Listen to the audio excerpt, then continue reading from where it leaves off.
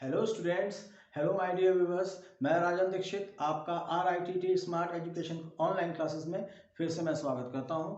और आज हम लोग का जो जो टॉपिक है, हमारे जो DLED थर्ड सेमेस्टर के जो बच्चे हैं 19 बैच के, जो हम लोग का जो टॉपिक जो लास्ट वीडियो था वो हम लोगों ने नया चैप्टर शुरू किया था। और लास्ट टॉपिक्स में जो हमारा नया चैप्टर है वो सेकेंड चैप्टर, उसका नाम है दाब तथा वैज्ञानिक यंत्र। उस चैप्टर के अंतर्गत जो हम लोगों ने टॉपिक्स कवर किए पिछले जितने भी वीडियोस थे, उसमें आपका दाब क्या होता है और वायु दाब क्या होता है, वायु दाब के उपयोग और सापेक्ष में वायु दाब कितना बढ़ता है समुद्र तल की ऊंचाई से, कितना कम होता है, कितना ज़्यादा होता है। तो ये सभी टॉपिक्स हम लोगों ने अपने पिछले वीडियोज़ में कवर कर दिया है। जो हमारा कल जो जो पिछला वीडियो था उसमें जो लास्ट टॉपिक था वो था वायु दाब के उपयोग। वायु दाब के उपयोग, वायु दाब के उपयोग। तो इसका मैंने एक सिंपल सा एक इंट्रोडक्शन दिया था। वायु दाब के उपयोग हम मतलब कि एटमॉस्फेरिक प्रेशर को किस तरह से हम यूटिलाइज करते हैं अपने डेली संसाधनों में। ये जो है पिछला जो है मेरा जो लास्ट टॉपिक था, यहाँ पे मैंने इस पर एग्जाम्पल दिए थे और जनरल इन्फॉर्मेशन दिया था।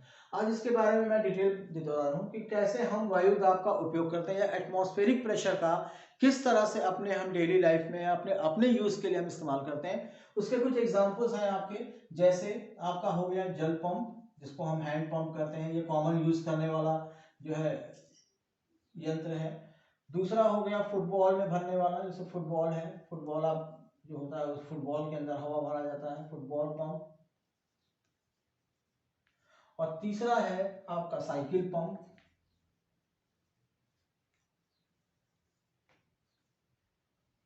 Cycle pump.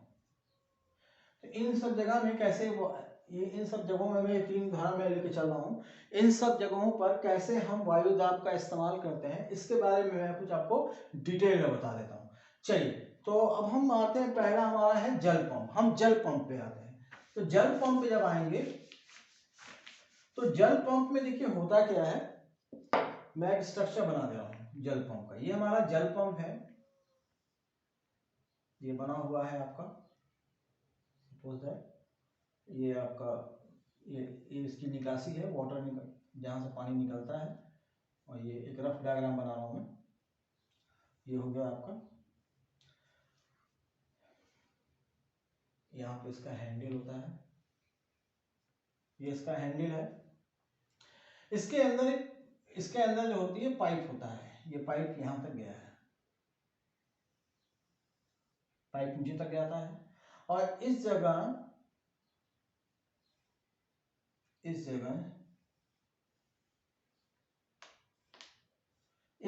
सिलेंडर होता है।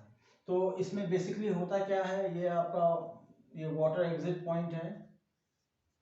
वाटर एग्जिट मतलब जल निकासी जहां से होता है, वाटर एग्जिट पॉइंट, जल निकासी। फिर ये आपका हैंडल हो गया,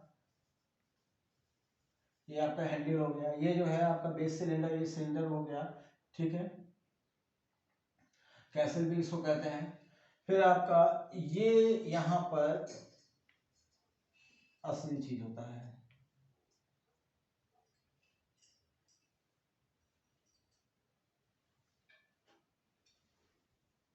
देखिए ये जो है ये कनेक्टिंग रॉड है, कनेक्टिंग रॉड इसको बोलते हैं। ये आपका है प्लंजर, इसको बोलते हैं प्लंजर। और ये है वन वे वॉल्व, इसको कहते हैं वन वे वॉल्व। और वैसे ही वॉल्व सेम वही चीज यहां भी होता है, ठीक। अब ये कैसे फंक्शन करता है, होता ये है कि जो प्लंजर होता है, प्लंजर में एक रॉड लगा होता है जो पाइप के अंदर होता है। ये पाइप है हमारा, ये पाइप है, ये पाइप है। तो जब हैंडल ऊपर की तरफ जाएगा, जब हैंडल ऊपर की तरफ बढ़ता है तो ये जो प्लंजर है वो नीचे की तरफ आता है, इसका मूवमेंट नीचे की तरफ होता है। तो जब भी नीचे की तरफ होता है तो वन वे वॉल्व जो होता है, वन वे वॉल्व की खासियत ये होती है कि इसमें एक बार मतलब यहां पर जब ये नीचे जाएगा तो इसमें पानी आ सकता है, पानी इसके अंदर यानी पानी इसके अंदर, जल इसके अंदर आ सकता है लेकिन वापस नहीं जा सकता। उसी तरह से जो इसको हम यहाँ पर V1 कर दे रहे हैं, मान लिया वॉल्व 1, और ये हो गया ये दूसरा वाला, ये हो गया वॉल्व 2। और इस जो पाइप का जो दूसरा ये भी वन वे वॉल्व होता है, इसमें जो है पानी मतलब पाइप में तो आ सकता है लेकिन वापस पाइप में नहीं जा सकता, तो इसीलिए इसको वन वे वॉल्व कहते हैं। होता क्या है कि जिस समय आप हैंडल को ऊपर करते हैं, जब हम हैंडल को ऊपर की ऊपर लेके आते हैं, तो जब भी हैंडल ऊपर होगा तो ये कनेक्टिंग रॉड नीचे की तरफ जाएगा, जब नीचे जाएगा तो प्लंजर भी नीचे जाएगा। तो होता क्या है कि सिलेंडर के अंदर जो हवा है, तो हवा जब है वहां पे, वहां तो हवा है, तो जब आप ऊपर करेंगे तो ये प्लंजर उस पर प्रेशर मारता है। जब प्रेशर होता है, जब प्रेशर करेंगे तो ये वॉल्व खुल जाता है और नीचे का वॉल्व बंद हो जाता है। ये हमेशा याद रखिएगा कि जब भी वॉल्व नीचे की तरफ जाएगा, जब प्लंजर का जो नीचे का वॉल्व है जब नीचे की तरफ जाएगा, जब हैंडल को ऊपर करेंगे तो प्लंजर का वॉल्व खुल जाएगा और नीचे वाला वॉल्व बंद हो जाएगा। और ठीक इसके उल्टा जब आप इसको फिर दोबारा नीचे की ओर लाएंगे, जब प्लंजर ऊपर जाएगा तो ये वॉल्व प्रेशर से बंद हो जाएगा और ये वॉल्व खुल जाएगा, क्योंकि यहाँ पर एटमॉस्फेरिक प्रेशर का दबाव, यहाँ पर एटमॉस्फेरिक प्रेशर दबाव हो जाता है। तो जब आप नीचे की ओर जाते हैं तो हवा क्या होता है, यहाँ से हवा बाहर निकल जाता है, यहाँ पे निकासी होता है, हवा यहाँ से बाहर निकल गया, एयर आउट हो जाता है, यहाँ से हवा बाहर निकल गया। जब हवा बाहर निकल गया तो इसका वॉल्व खुल गया, जब इसका वॉल्व खुल गया तो ये वॉल्व बंद हो गया। तो जब ये जो वॉल्व बंद हो जाता है तो यहाँ पे दबाव बढ़ जाता है। ठीक, जब हम दोबारा इसको जब हम ऊपर खींचते हैं, जब हैंडल को नीचे की ओर लेके आते हैं तो क्या होता है, पानी जो है जब प्रेशर से ये वॉल्व खुल जाएगा और ये वॉल्व बंद हो जाता है, क्योंकि यहाँ पर अब प्रेशर बढ़ने लगा। जब प्रेशर बढ़ा तो यहाँ का वॉल्व जो है ये बंद हो गया और नीचे का वॉल्व खुल गया। जब खुल गया तो पानी जो है इसके ऊपर चढ़ जाता है। फिर दोबारा जब उसी क्रम में हम हैंडल को जब हम नीचे करते हैं, बार बार जब ऊपर नीचे होता है तो ये जो है सिलेंडर में पानी यहाँ पर भरने लगता है। जब दोबारा हम हैंडल को नीचे करते हैं तो सिलेंडर क्या करता है, तो यहाँ पर अब जो है पानी के दबाव के साथ साथ, वो हवा के दबाव के साथ साथ पानी का भी दबाव होता है। तब हम दोबारा जब हैंडल को नीचे की ओर प्रेस करते हैं तो ये प्लंजर है ये क्या करता है, पानी को ऊपर की तरफ ढकेलना शुरू कर देता है। पानी जब जो है ऊपर की तरफ ढकेलना शुरू करता है, यही चीज होता है बार बार। जब हम बार बार ऊपर नीचे करते हैं तो वॉल्व खुलता है, बंद होता है और प्रेशर जो है इस प्रेशर से, इस मतलब फॉर्मूला से वो पानी इस तरह से बाहर आता है। क्लियर है?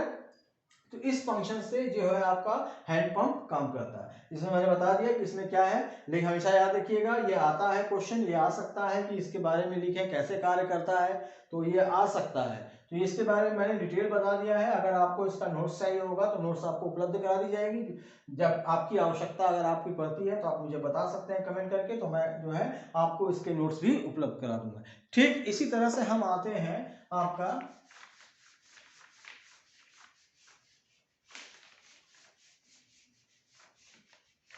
फुटबॉल पंप और साइकिल पंप।